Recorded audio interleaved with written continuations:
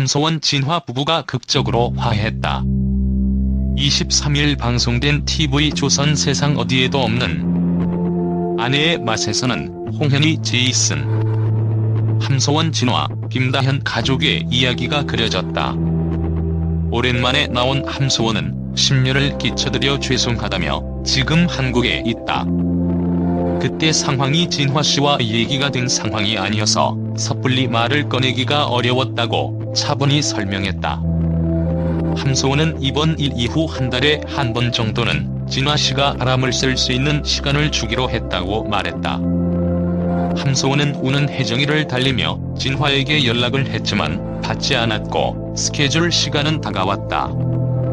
함소원은 결국 마마에게 나가야 하는데 남편이 안 들어왔다며 전화를 해 상황을 설명하고 혜정이를 부탁했다. 마마는 지인에게 함소원 진화 결별 기사를 봤다는 연락을 받았다. 마마는 전화기를 든 채 그대로 얼어버렸고 다 그런 거 추측하는 거다. 걱정하지 마라고 통화를 마무리했다. 그런 일 없다. 그 사이 진화가 집에 도착했다. 마마는 고된 육아에 코를 골며 자다 일어났고 뭐 하다가 이제 왔냐라며 아들을 나무랐다. 진화는 대충 얼버무린 채 방으로 향했다. 심란해 보이는 진화는 부쩍 수척해진 모습이었다. 진화는 저도 힘든 거 이해하고 다투고 싶지 않다. 근데 둘만의 시간이 없이 외식도 못하고 같이 뭘 하려고 하면 피곤해서 싫다고만 한다. 하지만 우리는 부부 아니냐. 물론 힘든 건 저도 이해한다.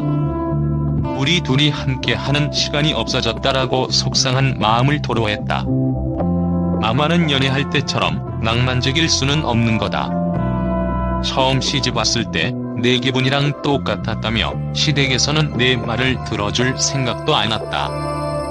그래서 그때 가출했었다고 폭탄 발언을 했다. 이어 가출하니까 애들부터 생각이 나더라. 계속 눈앞에서 아른거려서 어쩔 수 없이 돌아왔다. 무슨 일이 있어도 이혼은 절대 안 된다. 부모의 이혼이 아이한테 얼마나 슬픈 일인데라며 눈물을 흘렸다. 엄마 그만 우셔라. 진화는 알겠어요. 그런 일 없을 거다라며 어머니를 위로했다. 집에 돌아온 함소원은 진화와 어색한 기류가 흘렀다. 마마는 둘이 나가서 뭐라도 먹고 와라. 입맛 없어도 둘이 나가라라고 두 사람을 내보냈다.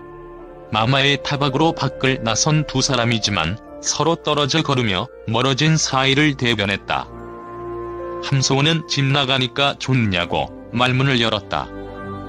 함소원은 일이 있으면 상의를 해야지 항상 혼자 결정하고 나한테는 사인만 하면 어떡하냐.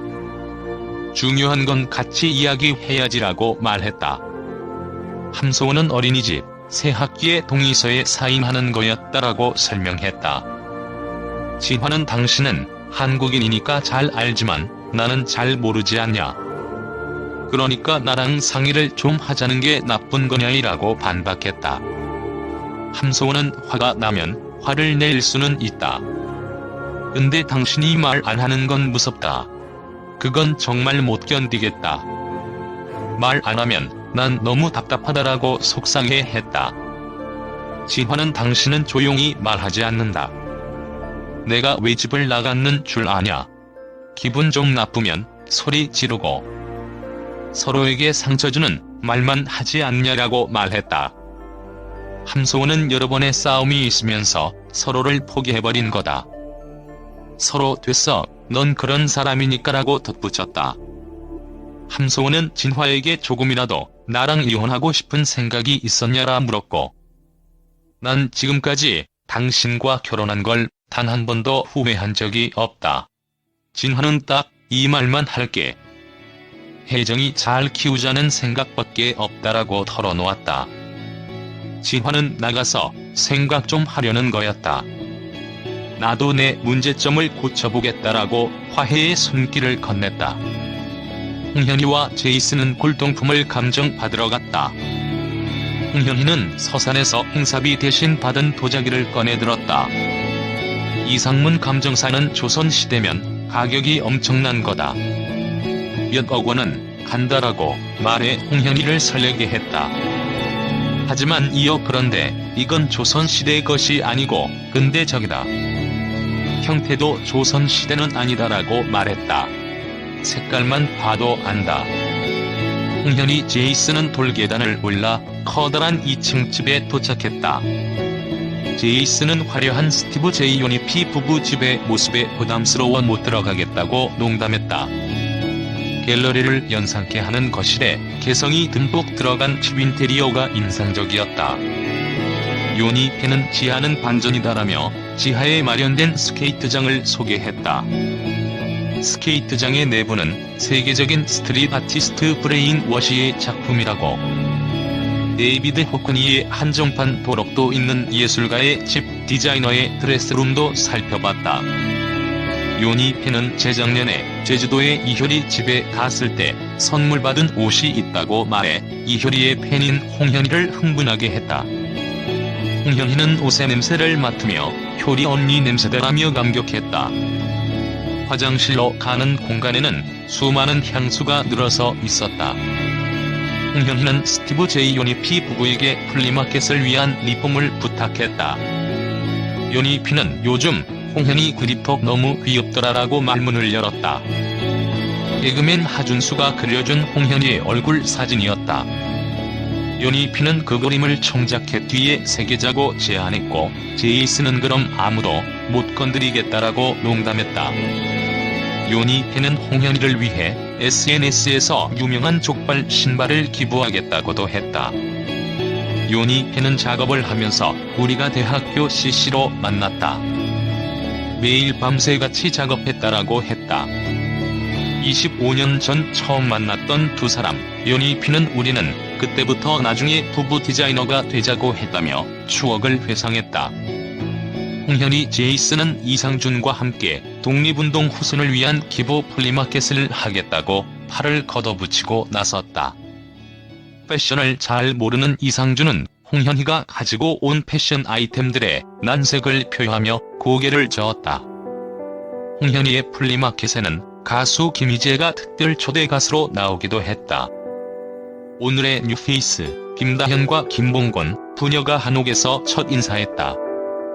김봉곤은 딸의 노래로 일과를 시작했다.